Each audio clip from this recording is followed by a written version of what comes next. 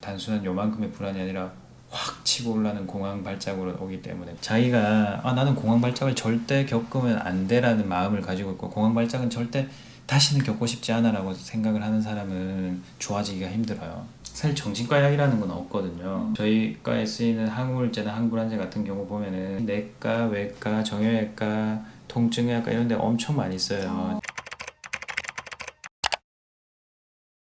공황장애는 왜 생기나요? 그러니까 정신과적인 질환을 대부분 다 어떤 한 가지 요인에 의해서 생기는 건 아니거든요. 그러니까 세 가지 부분을 봐요. 네. 이게 바이오, 사이코, 소셜이라고 하거든요. 네. 생물학적인 부분, 심리학적인 부분, 사회적인 부분을 다 평가를 하는데 네.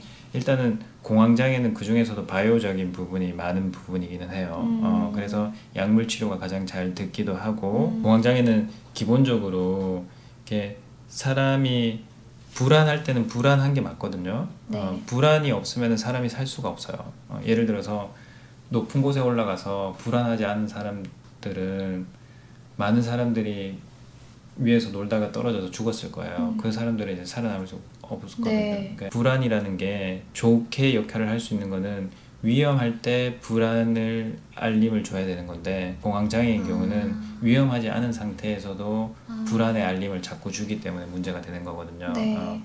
이런 불안을 관장하는 뇌가 엄청나게 이제 그 예민하게 반응되어 있을 경우에 네. 작은 자극이나 이런 거에서도 단순한 요만큼의 불안이 아니라 확 치고 올라는 공황 발작으로 오기 때문에 공황장애가 생기는 이런 부분을 안정시켜 줄 수 있는 네. 약물 치료를 통해서 네. 치료를 하기도 하고 네. 이런 인지적인 기능을 조금 더 잘 감정을 잘 다루는 방향으로 조절을 하면서 치료하는 인지 치료도 많이 쓰이기는 하죠. 네네. 약물 치료가 잘 되는 편이라고 네네. 하셨잖아요. 네.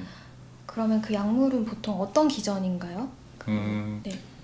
그 공황장애 근본적인 치료는 그 항우울제로 치료를 하거든요. 네.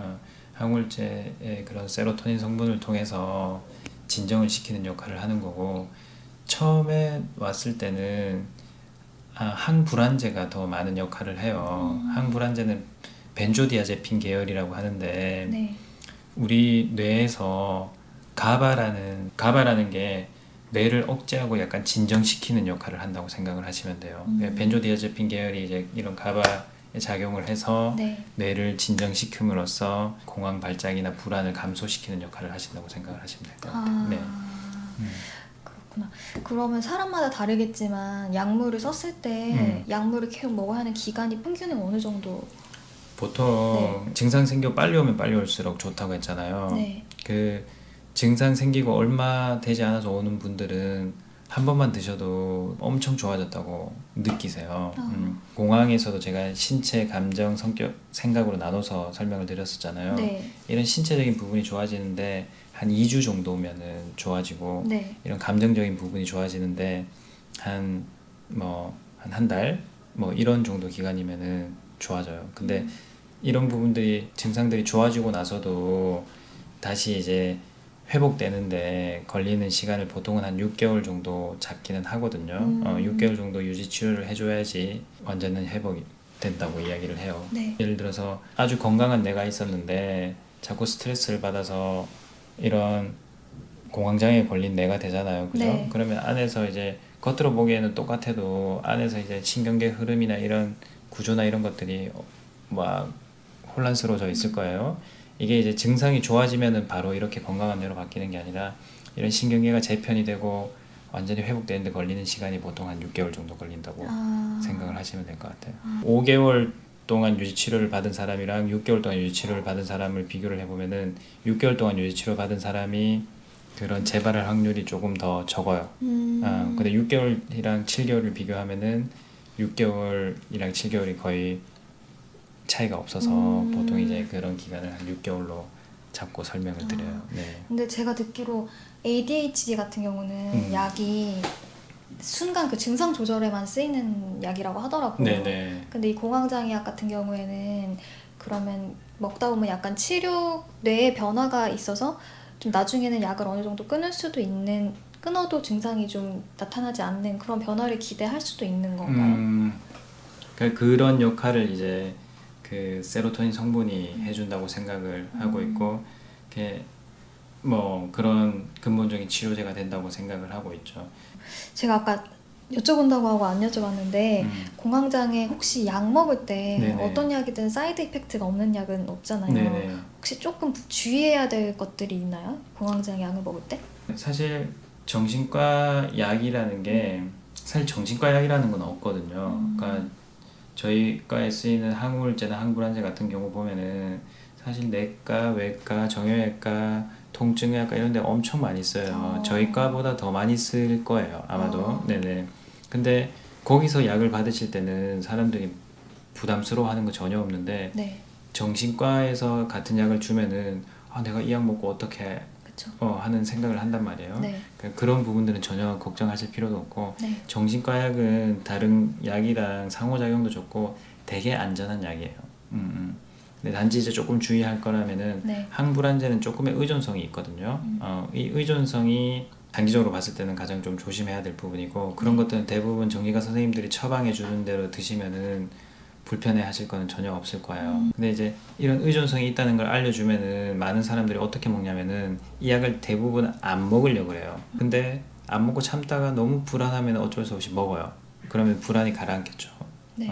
계속 그렇게 반복이 돼요. 참다가 불안하면은 먹었더니 좋아지고, 참다가 먹었더니 좋아지고, 이렇게 되면은 약간 조건 반사적으로 오히려 의존성이 더 강해지거든요. 그것보다 정신과 선생님이 처방해준 용량대로 규칙적으로 먹으면은 훨씬 그런 거 없이 잘 나을 수가 있어요. 네네. 그건 정말 생각 못했던 부분인데 오히려 그러다가 더 의존성이 네네. 생길 수가 있겠네요. 공황장애 환자가 네. 좀 공황을 최대한 피할 수 있는 법이 있나요? 스트레스 요인이나 어떤 자극적인 부분이 있기 때문에 공황 발작이 일어나거든요. 네. 사실 스트레스의 가장 좋은 부분은 스트레스를 멀리하는 거예요. 스트레스를 멀리하는 거고, 그러니까 스트레스를 아예 피하기 힘들다면 어떻게 해야 되냐면은 최소한 그 스트레스가 오래 지속되지는 않게 해야 되거든요. 예전에 유튜브 영상에 보면은 좀 재밌는 영상과 감명 깊었던 영상이 있는데, 네. 이런 물잔을 들고 있는 모습을 보여줘요. 네. 근데 이게 스트레스의 양이라고 생각을 한다면은 사실 이 물잔의 스트레스 양이 아무리 많이 당겨도 무겁지 않거든요. 네. 근데 이거를 30분만 들고 있으면 팔이 빠질 거예요.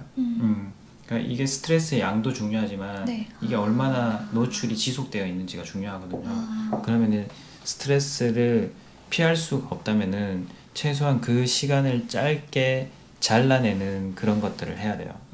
그럼 이 방법들 같은 거를 조금 배우면은 좋죠. 공황 발작이 한 번도 없게 만드는 거는 그렇게 이제 좋아지는 사람도 있긴 하지만 네. 그거는 힘든 경우가 있어요.